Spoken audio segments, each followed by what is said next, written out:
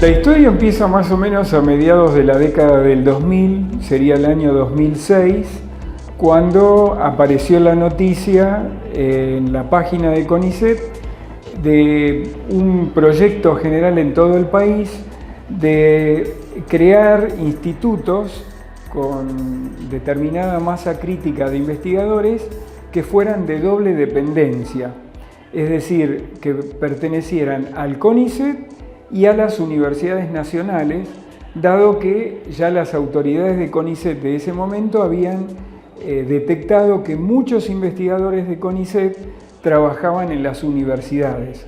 Entonces, la idea original, en ese momento, estamos hablando de hace 18 años atrás, era, en cierta manera, incentivar y estimular la interacción entre universidad y CONICET, que de hecho de alguna manera existía porque muchos investigadores tenían lugar de trabajo en las universidades. Así que con esa idea, que ese proyecto, digamos, cuando lo leí, yo hacía 5 años que estaba acá o 4 años, empecé a ver cuáles eran las condiciones para hacer una presentación y se requería en ese momento de una masa crítica, es decir, un número mínimo de investigadores.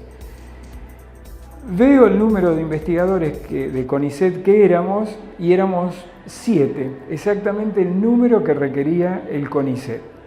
Hablé con cada uno de ellos, la mayoría eran del área de geología, estaban en lo que ese momento era el Departamento de Ciencias Naturales, en la Facultad de Ciencias Exactas y Naturales de acá de la Universidad de La Pampa. Todos acordaron que era una buena idea. Y de esa, digamos, interacción inicial con el resto de los investigadores, transcurrieron unos 7, 8 meses, casi un año diría yo, que fue de charlas informales con autoridades de la facultad, con miembros del Consejo Superior de la universidad, explicándole cuál era el proyecto que tenía CONICET, cuáles eran las expectativas que había al respecto, la sinergia, es decir, cómo se podía potenciar la relación entre ambas instituciones. Y después de un año e innumerables reuniones, porque fueron muchísimas reuniones individuales y con grupos y demás, finalmente se eleva una propuesta que es aprobada en principio por el Consejo Superior y simultáneamente esa propuesta tenía que ser elevada al CONICET. De CONICET vinieron 2 miembros del directorio de ese momento, que eran el doctor Rapela, Carlos Rapela, que había sido profesor mío en La Plata, donde yo estudié geología, y Ciñeriz, otro investigador que era de Tucumán. Así que vinieron a hacer una inspección inicial, fuimos al campo de agronomía, al campo universitario, dimos una recorrida, les mostramos a ellos los lugares de trabajo que teníamos en ese momento. La cuestión es que más o menos, creo que fue en septiembre del año 2008, llega la notificación de CONICET que estaba aprobado el instituto, la creación del instituto y al poquito tiempo también la aceptación por parte de la Universidad Nacional de La Pampa, porque se necesitaba de ambas. En toda esta historia que estoy comentando surgió el acrónimo INCITAP, que es Instituto de Ciencias de la Tierra y Ambientales de La Pampa, dado que si bien en ese grupo inicial eran mayoría de investigadores geólogos, había algunos también que eran del área de ciencias biológicas. Y comenzaban a llegar algunos del exterior que formaron parte de ese núcleo inicial de investigadores. De manera que el inicio del instituto podemos rastrearlo a más o menos el mes de octubre del año 2008. Empezó en el 2008, estuve hasta el 2011 de interino, que vaya, esto es un logro realmente lo del edificio, porque todos esos primeros años el instituto, digamos, la dirección, la secretaría, funcionaban en mi oficina del pabellón sur. No tenía teléfono, era el lugar donde también recibía a los estudiantes, era el lugar donde trabajamos en investigación, donde estaba la secretaría, Carla Martín, que sigue siendo secretaria del instituto. Todo tenía lugar en esa mini oficina que era grande como este ámbito, sería de 2 metros por 3, y ahí éramos 4 personas, más un montón de visitas que venían por distintas cosas del instituto.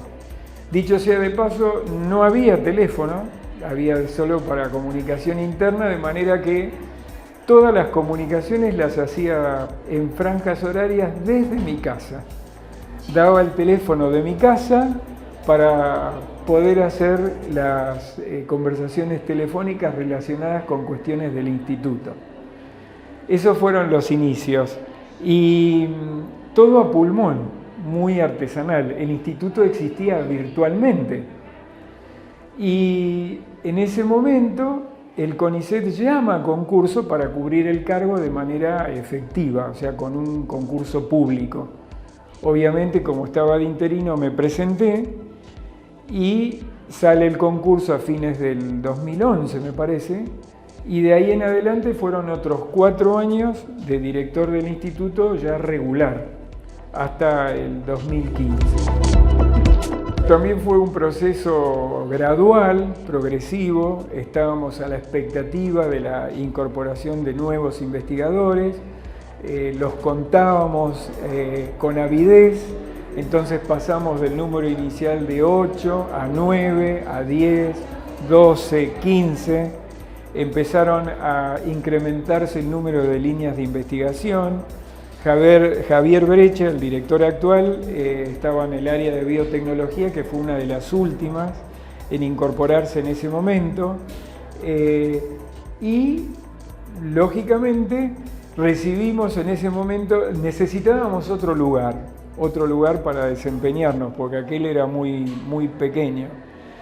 Recibimos la visita del doctor Laborde, que era el director uno de los directores que tenía CONICET, estaba en el directorio, y ese fue un punto de inflexión en nuestro crecimiento, porque el doctor Laborde nos brindó todo el apoyo que necesitábamos, nos dio una solución que era alquilar un lugar, y ahí alquilamos la casa donde está el instituto desde el 2014, 2013 me parece, que es en la calle Chaco y Mendoza, atrás de la rural.